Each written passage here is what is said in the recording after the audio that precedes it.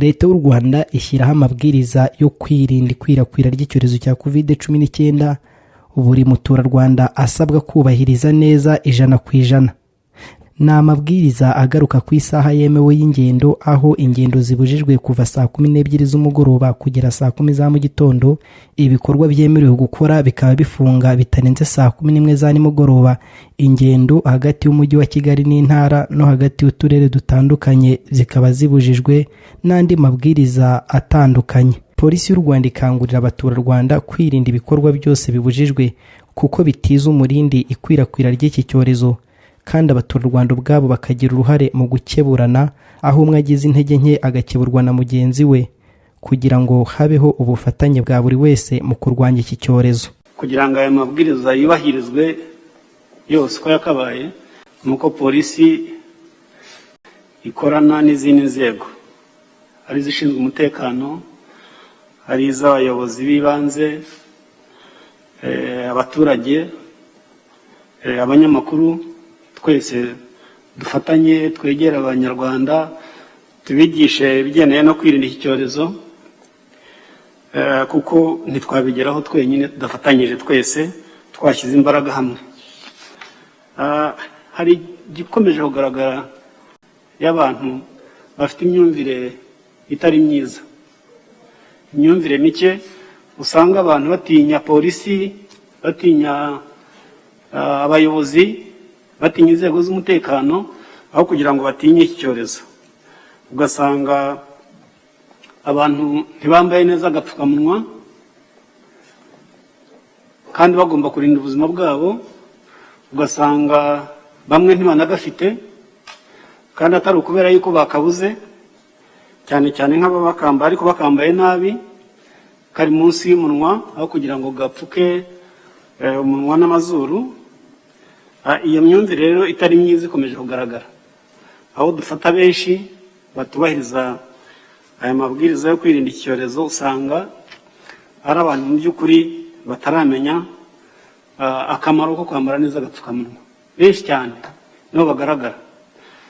Ibyo rero ukabona bidakwiye, abantu bose bagomba kumva ko bagomba kwambara agapfukamunwa. Utari mu rugo, usohotse ugomba kwambara kandi ukambara neza.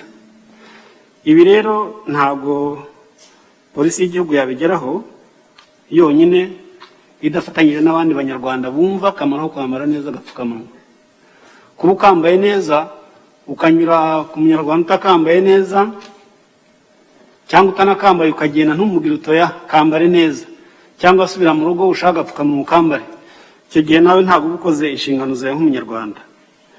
Rero nagira ngo mbonereho nsabe twese abiyumvisha akamaro ko kwambara neza agapfukamunwa, tubyigisha n'abandi bakambare.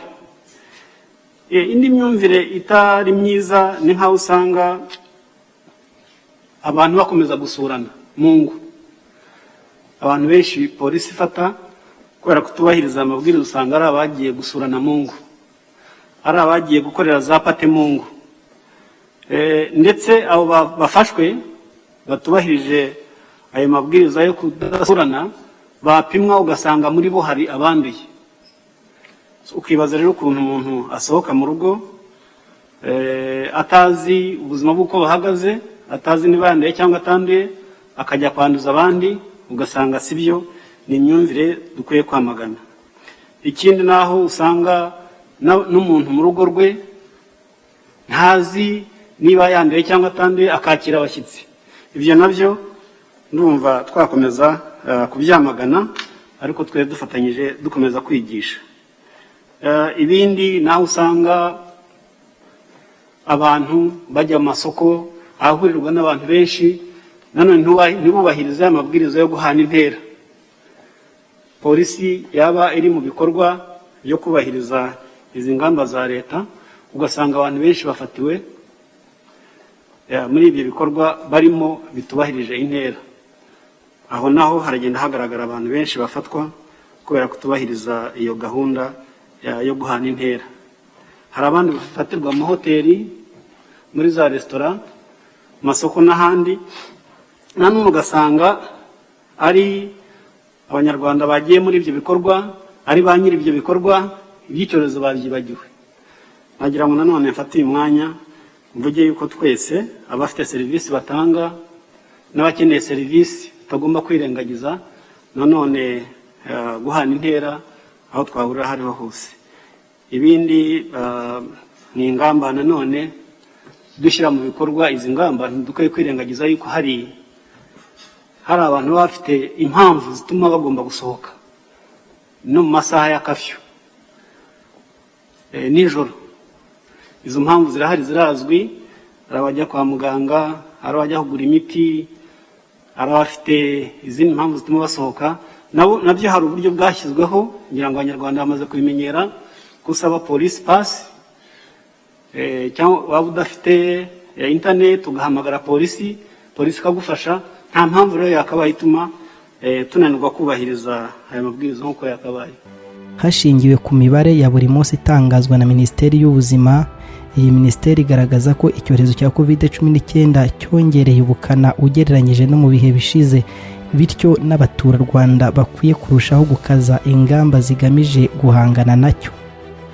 Iyo umuntu asuzumye ubwiyongere bw'iyi ndwara, biragaragara yuko mu gihugu hose ifite ukuntu yiyongereye, ariko by'umwihariko mu duce tumwe na tumwe tw'igihugu turimo umujyi wa Kigali wose, birumvikana ko hari imirenge irimo ubwandu kurusha wenda ahandi, ariko muri rusange urabona nta murenge udafite abarwayi. Ikindi turere mu majyaruguru, mu ntara y'amajyaruguru, ndetse umuntu yavuga ngo umuntu aturutse Burera, Musanze, Gicumbi akageza ndetse no muri Nyagatare, ni ahantu imibare igaragara ko ubwandu bwiyongereye cyane ugereranyije uko byari bimeze mu kwezi kwa gatanu nuko bimeze ubu ngubu. Muri Rubavu naho twese turabizi ko ubwandu bwa COVID-19 buhari, ku buryo ako karere nako mu minsi yashize kari kashyizwe muri guma mu karere kubera uwo mwihariko. Hari n'utundi turere turi navuga hagati mu gihugu aho mu byumweru bibiri bishize umuntu abona ukwiyongera kw'abantu bafite ubwandu bwa COVID.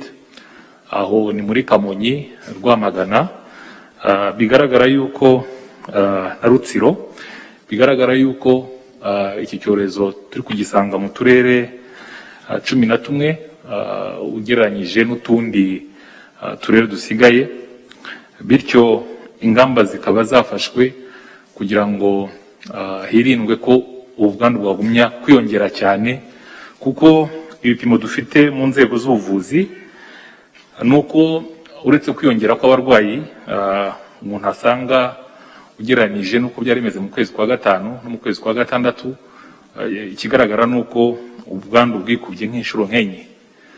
Murabizi icyo gihe twajyaga dutangaza abantu bageze nko kuri 50 ku munsi, ariko ubu ngubu turakabya tukageza no kuri 800, hari igihe twageze kuri 900. Bivuze rero yuko hejuru y'inshuro 5, birumvikana ko bitandukanye karere kamwe kandi, ariko muri rusange ubwandu bwariyongereye. Navuga ikindi ko ubundi twajyaga tubona abantu yego benshi, ariko abenshi muri bo badafite ibimenyetso by'uko byatuma bajya kwa muganga. Wasangaga abenshi muri bo bageze kuri 90% banduye, ariko 10% nibo wasangaga bafite ibimenyetso bituma bajya kwivuza. Ubu rero siko bimeze, kuko niyo urebye ahantu abantu bari kusuzumirwa ko bafite ubwandu bwa COVID, abenshi bageze kuri 50% bari kwisuzumishiriza mu bigo nderabuzima, mu bitaro ndetse no mavuriro yigenga. No kuvuga ngo ava mu rugo afite ikibazo gituma ajya kwisuzumisha. Abenshi ntabwo tubasanga aho bari nta kimenyetso bafite ngo tubasuzume tubone bafite ubwandu. Cyo nacyo ni ikindi kintu, n'impinduka ihangayikishije, kuko hari ukwiyongera kw'abarwayi bafite ibimenyetso. Bamwe mu baturarwanda bashimangira ko abaturarwanda ubwabo ari bo bafite uruhare mu guhagarika ubukana bw'iki cyorezo, kuko kigira ingaruka nyinshi, bityo buri wese akwiye gufata ingamba zigishyirirwaho nk'umuti wo kukirinda igihe zubahirijwe neza. Ingamba nafashe kugira ngo mbe nakubahiriza amasaha, ndeba isaha mviraho nkorera kugera mu rugo, hanyuma nza mbere yaho nk'isaha kugira ngo ngerere mu rugo ku gihe. Nimba nakoreshaga isaha n'igice, ubwo ni ukuvuga ngo nzaho mbere h'isaha nkakoresha byibura 2 n'igice. Nagera wenda nko ku murongo, nabona wenda hari nk'umurongo munini, ya saha imfasha kugerera ku gihe, kuko bisiza mbere ya saha n'igice nihaye y'urugendo. Inama nabwira abanyarwanda bagenzi banjye ni ukureba ingano y'urugendo bagenda uko ingana. Nimba agenda nk'isaha, byibura agateganya nk'isaha imbere yayo cyangwa iminota 30 kugira ngo yirinde cya gihe amara wenda ahagaze ku murongo. Nshishikariza abangana abakiriya banjye kuba bakaraba bakoresheje sanitizer. Amazi mba narayashyize ku muryango wanjye, utabonye sanitizer agakaraba n'isabune, akambara n'agapfukamunwa neza uko bikwiye, ashiramo na metero. Njyewe nk'umucuruzi niyemeje ko nzajya mfunga mbere y'iminota 30 ku masaha yagenwe kugira ngo ntabangamira amategeko ya leta. Umukiriya yaje arabanza agahita kuri kandagira ukarabe, hanyuma agakaraba n'isabune, agakaraba neza, yamara gukaraba hanyuma agahagarara inyuma y'umugozi akatubaza icyo ashaka, hanyuma yamara kukitubwira tukamuha serivisi. Tuba dufite momo pay umukiriya yishyuriraho, tuba twarazimanitse ahantu hose mu nzu kugira ngo umukiriya ataduha amafaranga mu ntoki. Aya mafaranga ashobora kuba afite COVID-19, hanyuma agashyira kuri momo pay. Iyo nje guhaha nishyura nkoresheje ikoranabuhanga mu buryo bwo gukomeza kwirinda iki cyorezo cya coronavirus. Kano kagozi ikintu kamaze ni uburyo bwo kugira ngo abakiriya be kuzana umuvundo muri sayidi y'imbere babyiganiramo, kubera ko iyo bagiyemo ari benshi bashobora kwanduzanya COVID-19. Twagerageje kugenda duhindura ingamba kugira ngo bidufashe kwirinda, turebe ko twazava muri kino cyorezo neza. Ngerageza kuzinduka kugira ngo abakiriya duhane ya masaha yo kugira ngo tutaza gutaha nimugoroba tunyuranuramo twihuta, nk'abantu baba bataha kure, nkanjye mba ntaha kure, hanyuma ndazinduka nkagera ku kazi saa 11 n'igice nibura mba nahageze, kugira ngo nakira abakiriya nabo baze hakiri kare mbafashe serivisi zabo, hanyuma kugira ngo nibura saa 10 ntangira kwegeranya ibikoresho kugira ngo saa 12 zize kugera ndi mu rugo nk'umuntu ubutaha kure. Abaturarwanda barasabwa gukomeza kubahiriza neza amabwiriza yo kwirinda COVID-19, bambara neza agapfukamunwa, bagakaraba intoki kenshi, bakirinda kujya hari abantu benshi cyangwa ahantu hafunganye hatinjiza umwuka uhagije, kandi bagahana intera ihagije hagati yabo, n'andi mabwiriza atandukanye ashyirirwaho kurwanya iki cyorezo. No kwirinda ahantu hafunganye. Ahantu hafunganye abantu bahirinde, hari ahantu hadafunganye hahari. Abantu rero iki ni igihe cyo kuhashakisha bakahabona, niba hatanahari aho bagiye imiryango bifunguye, umuyaga ubushobora guhita, abari mu mamodoka bafungure kugira ngo tutajya ahantu hafunganye. Ibyo barimo kubitukangurira cyane. Ahantu hafunganye baravuga ko hashobora kuba harimo umwuka utagira uburyo ugenda ngo have, hakaba rero hari ibyago byinshi byo kwandura.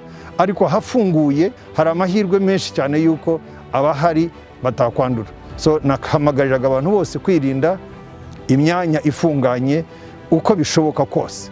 So abaganga, abari mu masoko, abari mu maduka, abari mu mirimo, abo dusangayo, twebwe bajyayo, twese tumenye ngo aho turi ntabwo ari ahantu hafunganye tugiye kwicara tukamara igihe, kubera ko hari ibyago byinshi by'uko uwanduye yakwanduza abandi.